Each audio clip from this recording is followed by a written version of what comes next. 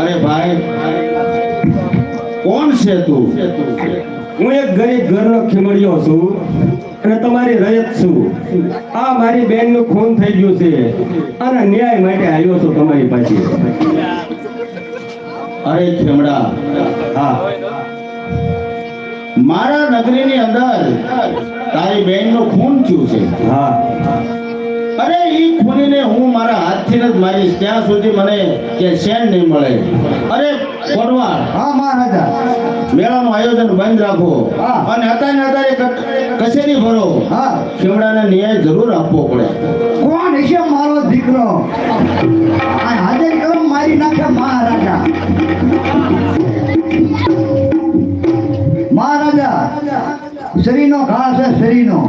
હા મહારાજા. હા.